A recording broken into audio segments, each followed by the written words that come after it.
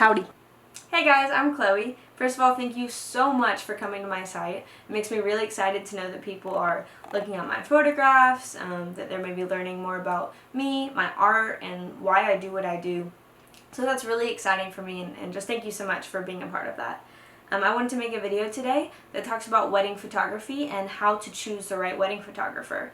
There are so many different styles and prices and personalities out there, and so it's really hard to kind of decide what you want, especially because wedding planning is so involved and crazy anyway. There are a lot of decisions that go into a wedding day. Photography is a really important one in my opinion, and that's because so many things about your wedding day are not going to be there the next day. So your venue, your music, your food, those are things that are going to be really important and awesome on your wedding day, but 20 years from now, they don't exist anymore. So the only thing that lasts after your wedding day is the marriage, first of all, and most importantly. And second of all is the media that was recorded during your wedding day. And so that's why wedding photography, videography, stuff like that is actually really, really important. There are a lot of different people around these days, and so I wanted to maybe offer some words of advice, things that you should look for in your wedding photographer. And even if you decide not to go with me, I hope that this was really informative and helps you make your decision.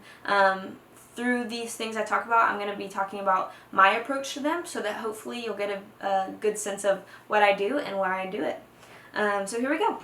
Gather up images that you love. Wedding photography doesn't have to be wedding photography, and then look at them and figure out why you loved the photographs that you chose. It might have to do with the moment captured, or the colors, or the lighting. And so when you actually gather a pool of those things, you can start to have more clarity in your head of why you like those things and what you like. And so I would say that's the first step. Pretty easy and kind of fun. There are a lot of different trends that come and go with editing. If you think back to like your parents' wedding photography, they might have like one of those kind of creepy double exposures of like them like really close up and then really far away. Or maybe they have like sepia tone photographs. Those are trends, that were popular then.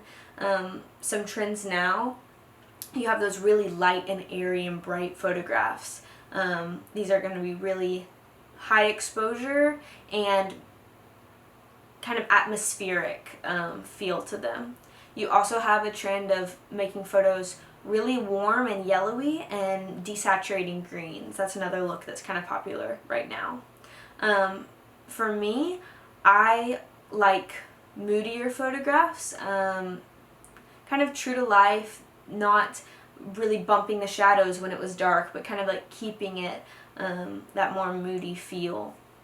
The important thing about the editing style is just the longevity of your photographs.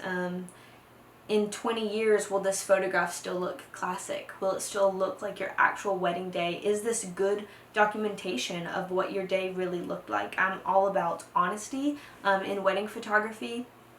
I would hate for my clients to have photographs that didn't really represent their day well. Another thing to look for is types of photos. When you look on someone's Instagram, someone's website, stuff like that, all of the photographs they post are going to be the highlights, so they're going to be their favorite photographs. And so you should reach out to your photographers and ask for a full gallery. And so that'll let you see the expanse of the types of photographs that they take during the day. So you'll get to see the family photographs, and you'll get to see the candids and stuff like that, and you can see what they really focus on. Is everything more posed, or are there a lot of candids? Just different stuff like that. It'll give you a better idea of the kinds of photographs that they take. Are their photographs really posed, or are they more natural? And that's something that, maybe you have a preference. Maybe you like more posed, classic photographs more, or maybe you like these more artsy and different kinds of photographs. So for me, I love to have a wide array of different shots. I love candids. Like I said, I really love being true and honest with my photography about the day. I also love making people feel like their story, their love is art. And so I love making kind of different photographs that not everybody has. I think that's really, really cool. Another topic is the photographer themselves, with personality and with their photography style. You are going to be with this photographer for a lot of the day, and so it's going to be kind of important for you to click with them a little bit. So set up a meeting. You can go get coffee with a photographer. You can call them on the phone, have a FaceTime date. And that way you can kind of get to know their personality. You want a photographer that's going to maybe set you at ease instead of make you feel stressed out on your wedding day, because it's already a pretty crazy and hectic day. And a good thing to ask your photographer is, what is their photography style? Are they more fly on the wall and kind of take a step back and aren't really super involved? Or are they right there in the middle? And, do they dance on the dance floor, or they kind of take pictures on the end? I think that I personally am a little mixture of both. I think that the best photographs taken on the dance floor come from the dance floor. The rest of the day, I like to have a combination of taking a step back and being present. I love to use my photography as a way to just affirm people. People have such a hard relationship with the camera. I do too. Everybody does. We see our photographs and we just don't really like it. And so it's a really cool way as a wedding photographer to be able to affirm people. And so that's why I build relationships with my clients. Another really important topic is budget. How much are you willing to spend on wedding photography? A lot of the times, you get what you pay for, and so you're paying for a lot of experience, you're paying for better quality equipment, all sorts of things.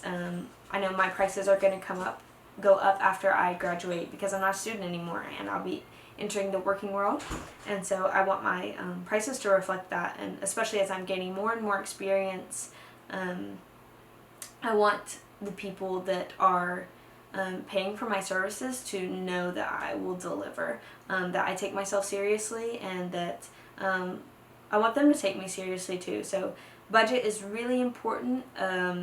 If you're trying to kind of cut corners, a good place to go with budget is to the students, people that are really learning and you think that do a great job, but maybe their prices are lower because they have the student name on it. So that's maybe a good place to look for lower budget weddings.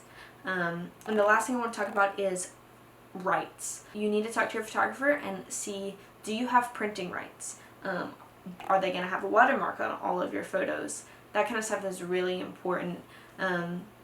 For me, I give all printing rights to my clients and absolutely no watermark. I want them to be able to blow these pictures up and put them all over their house and all over the walls and share them with all their friends and family on Facebook and Instagram and all that stuff. So that is all I have. I hope that this has helped you really inform your decision on choosing a wedding photographer. I think it's super important. I know it's important to you guys. So thank you so much for listening, and I hope this helped.